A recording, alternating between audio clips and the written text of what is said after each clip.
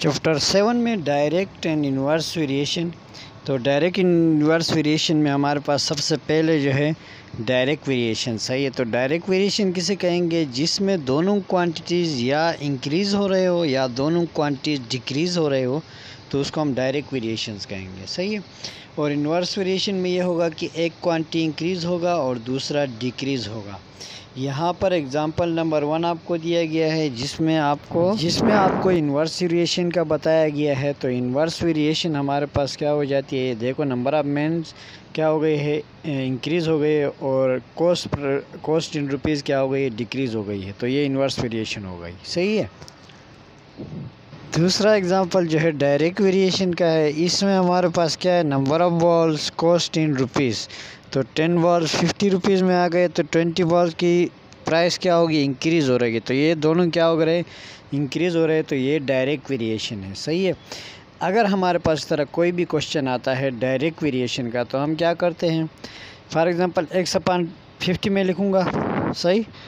ये x/50 कर दिया। x/50 करने के बाद हम क्या करेंगे? तो x के सामने अगर डायरेक्ट वेरिएशन हो तो उसके सामने जो बिल्कुल जो रेशियो में नंबर आता है, x के सामने यहाँ पे 20 है तो 20 को लिखेंगे, और 50 के सामने क्या है? 10 है, 10 को लिखेंगे। उसके बाद हम सिंप्लीफाई करेंगे, तो x/50 इज इक्वल टू 20/10।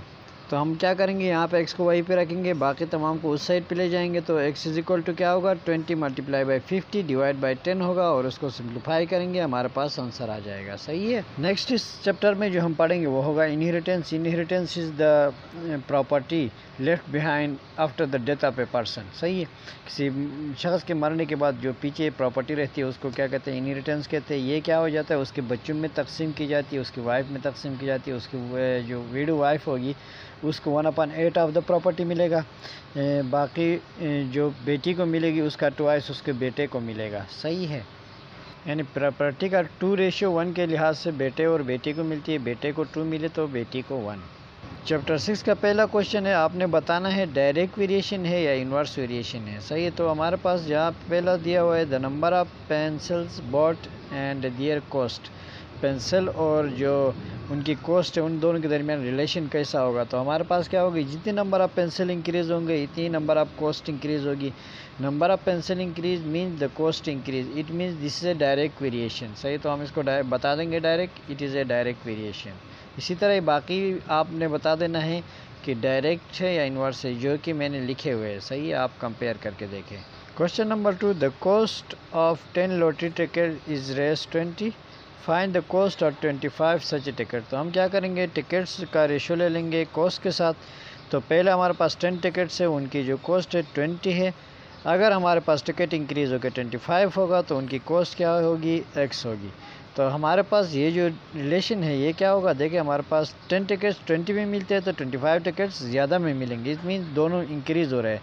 तो हम क्या करेंगे? x/20 is equal to 25/10। सही। तो x को वहीं पे रखेंगे, बाकी तमाम को उस साइड पे ले जाएंगे। तो x इज इक्वल टू क्या होगा? 25 मल्टीप्लाई बाई 20 डिवाइड बाई 10 होगा। इसको हम सिंप्लीफाई करेंगे तो x is equal to 50। The cost of 25 lottery tickets is 50 rupees. यहाँ क्वेश्चन नंबर 3 में क्या है? डायरेक्ट वेरिएशन है। आप इसको कंपेयर करें तो ये डायरेक्ट वेरिएशन कैसे है? देखो, एक के इंक्रीज़ होने से दूसरा भी इंक्रीज़ हो रहा होता है। सही। तो अब हमारे पास क्या हो जाती है?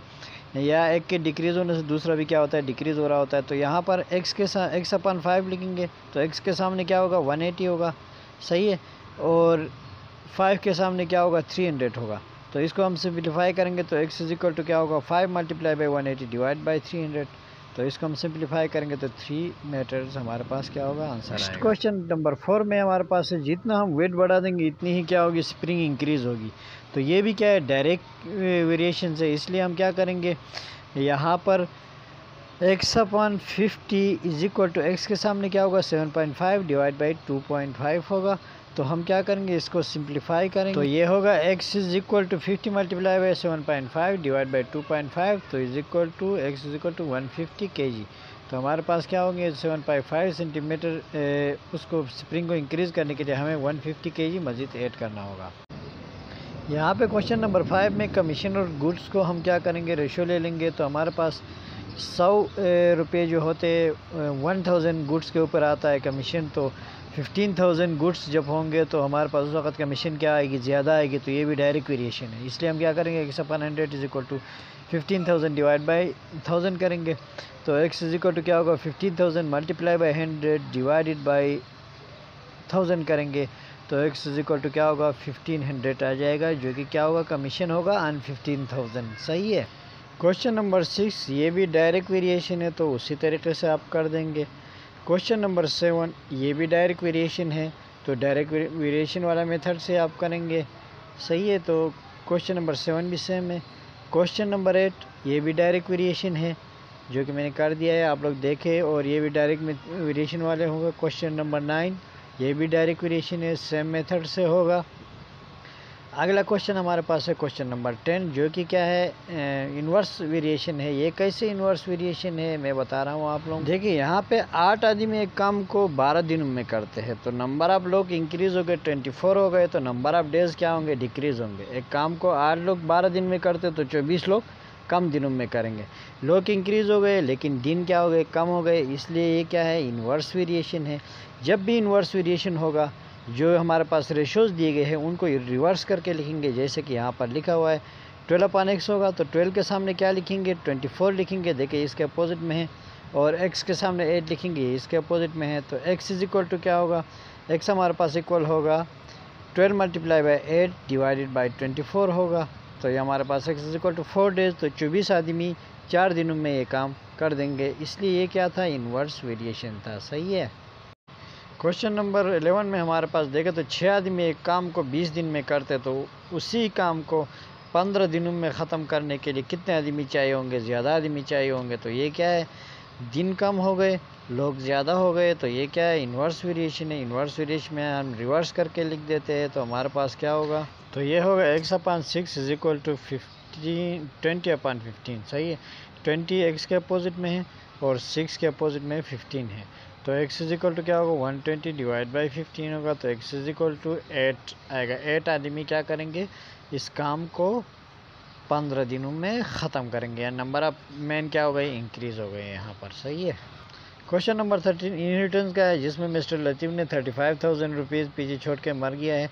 तो हमारे पास 5,000 उसका डिबिट है, तो 35,000 में से 5,000 को निकालेंगे तो 30,000 रहेगा। 30,000 हमने 2 बेटे और 1 बेटी में तकसीम करना है। तो जो बेटी और बेटे का रेशो होगा 2:1 होगा, तो हमारे पास 2 बेटे तो 4:1 होगा। 4 + 1 करेंगे तो 5 होगा, तो 4/5 मल्टीप्लाई बाई 30,000 करेंगे तो ये हमारे पास आएगा 24,000। तो हर बेटे को कितना मिलेगा, 24/2 करेंगे तो 12,000 पर बेटे को मिलेगा, और बेटी को क्या होगा, 1/5 मल्टीप्लाई बाई 30,000 करेंगे तो बेटी को मिलेगा 6,000। सही है। तो ये इनहेरिटेंस का क्वेश्चन था, सिंपल क्वेश्चन। अगला क्वेश्चन हमारे पास है 3 पार्टनर्स है, उनमें 6,720 रुपीज़ को हमने डिवाइड करना है 2:3:7 के हिसाब से। तो सबसे पहले हमने रेशियोज़ को ऐड करेंगे, 2 + 3 + 7 इज इक्वल टू 12 करेंगे। सबसे पहले पार्टनर को मिलेगा 2/12 मल्टीप्लाई बाई 6,720, तो उसको मिलेगा सिंप्लीफाई करने के बाद 1,120 रुपीज़। दूसरे पार्टनर को मिलेगा 3/12 मल्टीप्लाई बाई 6,720 करेंगे तो ये होगा हमारे पास 1,680 रुपीज़। और तीसरे पार्टनर को जो मिलेगा वो होगा 7/12 मल्टीप्लाई बाई 6,720 करेंगे तो ये हमारे पास होगा 3,920 रुपीज़। तो ईच पार्टनर को हम क्या करेंगे, उस हिसाब से पैसे दे देंगे। अगले क्वेश्चन में हमें इंटीरियर एंगल्स की जो रेशियो है वो हमें दिया गया है, और हमें कह रहा है कि कौन सा लार्जेस्ट एंगल होगा। तो 3:4:5 को हम ऐड करेंगे, 3 + 4 + 5 करेंगे तो ये होगा हमारे पास 12। तो अब हमारे पास क्या होगा, इंटीरियर एंगल जो है जब हम सम करते तो वो 180 होता है।